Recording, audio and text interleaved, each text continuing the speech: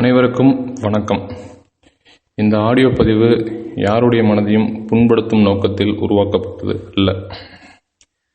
இப்போ நான் பேச போகிறது 17/8/2014 அன்று நடந்த நீயா நானா இந்த நிகழ்ச்சியை பற்றி தான். கொஞ்ச நாளைக்கு முன்னாடி தமிழ்நாட்டில் நிமிர்ந்த நெல் அப்படின்னு ஒரு படம் வந்துச்சு.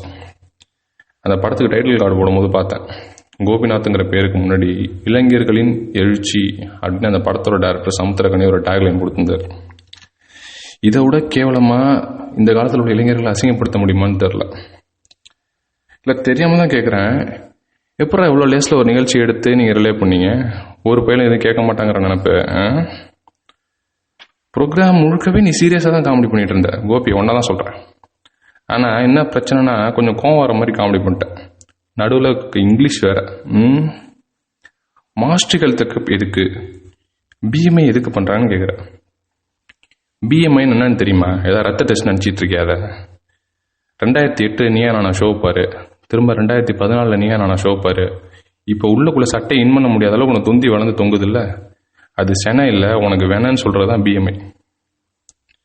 நான் கம்யூனிகபிள் டிசீசஸ்னு இருக்குது. அதாவது ஹைப்பர் டென்ஷன், டயபெட்டிஸு, ஒபிசிட்டி, அதேமாதிரி ஒன்றமாதிரி உடல் பருத்த நிலைமை, இந்த மாதிரி இருக்கவங்களுக்கு இதயம் மற்றும் நரம்பு சார்ந்த நோய்கள் வரக்கூடிய வாய்ப்புகள் அதிகம். அதுக்காக அதை முன்கூட்டியே தெரிஞ்சுப்பது நல்லது அப்படின்னு முடிவு பண்ணி பண்ணுறது தான் மாஸ்டர் ஹெல்த் செக்அப். சொல்லப்போனால் இப்போ டயபெட்டிஸ்க்கு ஒரு முந்தின நிலைமை இருக்குது, இம்பேர்டு குளுக்கோஸ் டாலரன்ஸ் அப்படின்னு. நான் ஒருத்தன் இதெல்லாம் தெரிஞ்சுக்கிட்டு மக்கள்கிட்ட பேசணுங்கிற அறிவு இருக்கவன்ட்டு இதெல்லாம் சொல்லணும். போயும் ஒரு விளம்பர விரும்பி ஓன்ட்ட போய் சொல்லிட்டு இருக்கேன் பாரு. சொல்லணும்னா, critic should educate the people.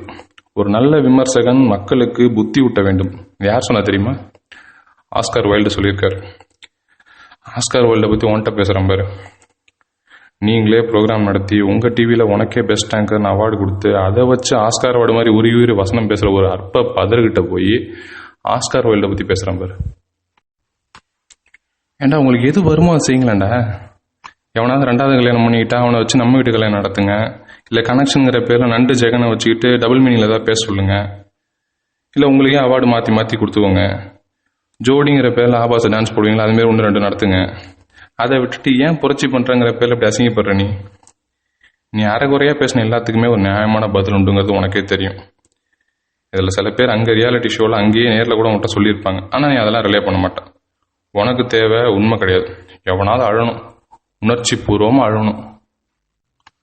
Super singer ஷோனா குழந்தைங்க அழுவணும், விஜய் அவார்ட்ஸ்னா சிவகார்த்திகேயன் அழுவணும், அகரம் ஷோனா சூர்யா அழுவணும், ஜோடி நம்பர் 1னா சிம்பு அழுவணும். உனக்கு மட்டும் டிஆர்பி எகிறணும்.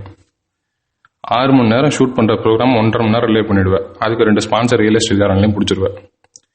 உனக்கு உண்மையிலே திராணி இருந்துச்சுன்னா எடிட் பண்ணாமல் அந்த ஃபுல் வீடியோ ரிலே பண்ணுறா பார்ப்போம். இல்லைன்னா நீ காதில் மாட்டிருக்கையில இந்த விட்டு கேட்குற மைக்கு உள்ளேருந்து கேட்டு பேசுறிய, அதை கழட்டி வச்சுட்டு லைவ் டெலிகாஸ்ட்டாக ஒரு நீயா நான் நடத்துகிற பார்ப்போம். துப்பு கேட்ட நாய தூ.